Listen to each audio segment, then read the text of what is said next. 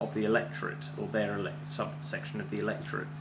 So therefore, they're effectively reactive. They react to what the electorates say. So I know it will be conflated, there'll be sort of directions, but can you say that effectively our politicians should be preparing society, or should politicians just be listening to your electorate, but then you kind of have the question of, as you say, getting re-elected, and therefore short-termist thinking versus long-termist thinking, which is kind of a fundamental problem in democracies, especially ones where politicians are worried about their job, is you kind of get... I mean, you described about Burnley Hospital, which is a local issue. I mean, you don't really see, even against, I'm against global warming, but that doesn't really happen unless your house is about to fall into the sea because the seawall's eroded away, Until then, people will quite happily drive the Hummer because I don't see no goddamn global warming here, not naming any Jeremy Clarksons or anything. So I think what you're saying to me there is, as far as Cathy's concerned, because it isn't real yet, because she's not directly affected by the technology challenges ahead, she's chosen to, not interested in that, talk to me about it when it happens, sort of thing. Yeah? Okay. Anyone else want to guess at what Cathy might be thinking? Is it not more that she doesn't care about the future technology, but she doesn't really care about politicians? She thinks they're irrelevant to that question. Yeah, could be. Maybe she doesn't have much time for politicians because she thinks they're all in it for themselves anyway and they don't really do any good. Yeah, maybe.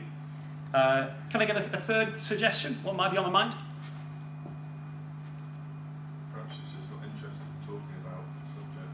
Okay, yeah, but yet she's posted something. So if she's not interested in it, why would she just post that? Why not just ignore it altogether? I think she's talking about it's futile, and that anything you do discuss is just speculation or something else. Yeah. Well, actually, sorry, did you want to come in, Adam? Were you going to say that she's frightened of future technology? If she doesn't care, then why did she post? Maybe that's another explanation, yeah. Actually, I have some insight as to what she means. And I want to tell you a short story. About a week and a half ago, I got a phone call from a colleague, a political colleague, who said to me that one of our councillors was very ill and had been taken to hospital. And we didn't know why, but later in the day it turned out that he'd collapsed, his legs had stopped working basically. And so, in the middle of the night, his wife had called for an ambulance, whisked him off to the hospital I mentioned, to Royal Blackburn Hospital, where he was kept in. Some scans and tests were done. He was then transferred the next day to the Royal Preston Hospital for specialist treatment. In fact, not all of the test results have actually come back yet, but the gentleman in question is being treated for cancer. Now, his wife doesn't drive, neither do either of his two daughters, so they asked me would I take them to hospital, and I went with his wife and the two daughters. I took them to, at the time he was in Blackburn, I took them to Blackburn, and he seemed jolly enough, he was chatty and positive, but clearly in a predicament because he couldn't move his legs, and by this stage he'd also lost the feeling in his legs.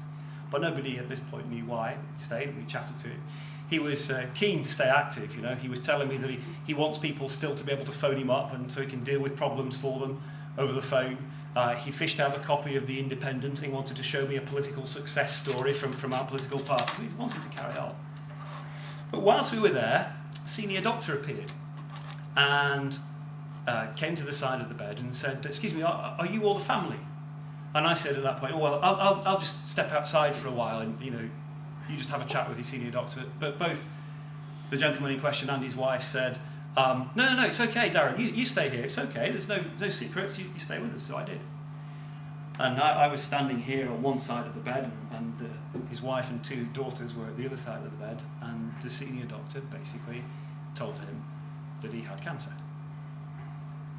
Now, that moment in somebody's life, when you're told something, and it was a serious. The reason that his legs weren't working is because the cancer was on the spine and causing pressure on the spine, which was trapping the nerves, which meant there were no signals getting through. that moment it was very difficult, to be standing there, listening to somebody being told that. It's one of the most significant events in somebody's life. And actually, Kathy's his wife. The gentleman in question is Kathy's husband. So, who cares anyway? Because her perspective on this is there are more important things in life, and that was in her original post that she's since deleted. There are more important things in life than worrying about the major technology challenges ahead. And yet we know that those major technology challenges happen to include curing things like cancer. So there is, none of us were really able, and of course I didn't expect anybody to be able to guess what were the true reasons behind what she posted. And that's part of the point really.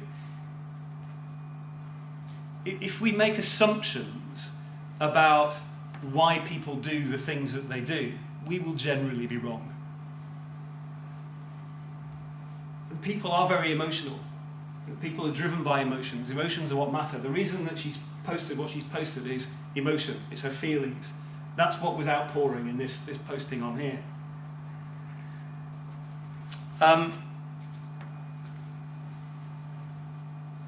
So I'd like to move on from that. We'll do a little demonstration now, I think. I'm going to need a volunteer for this bit. Is there somebody who doesn't mind just coming to the front just to sort of do a demo of something?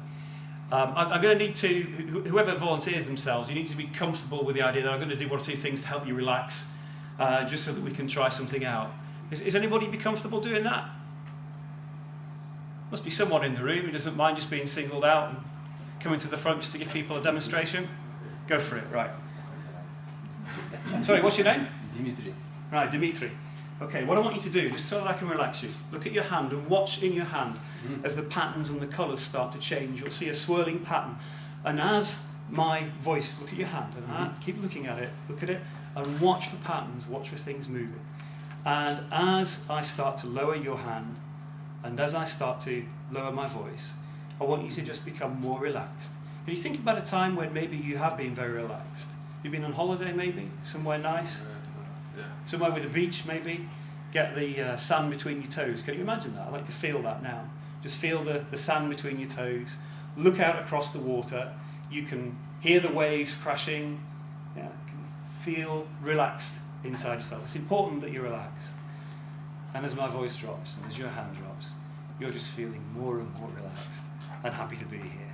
Okay? Mm-hmm. Right. Just pot yourself on the edge of there for a moment. Just sit on it. Yeah. Okay. What we're going to do next is I'm going to hold something in my hands and I'm going to pass it to you. But it's not a real thing, but I want you to make it real, okay? I want you to believe that I've got something in my hands. And what I want you to believe is that in my hands is something very lovely, something nice, okay? Something that would make you happy. And I want you to look very intensely at it. Do you look? And what colour would it be if I had something in my hands now? Green, for example. It would be? Green. Green, okay. All right. Look at it, see its greenness. What would it feel like, do you think? What do you mean if you feel like? Well, if I had in my hands something very friendly and nice and pleasurable, what would it feel like in your hands?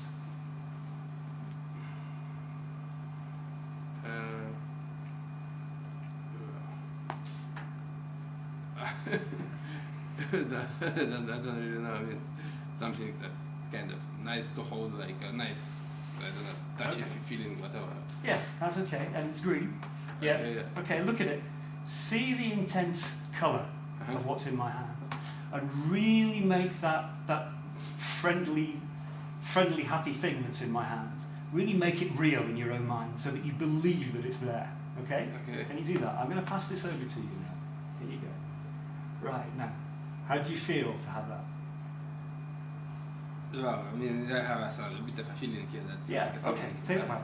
Get rid of it, okay? Stand up for this next bit. What I'm going to do now is I'm going to create something else in my hands. You're going to create it in my hands.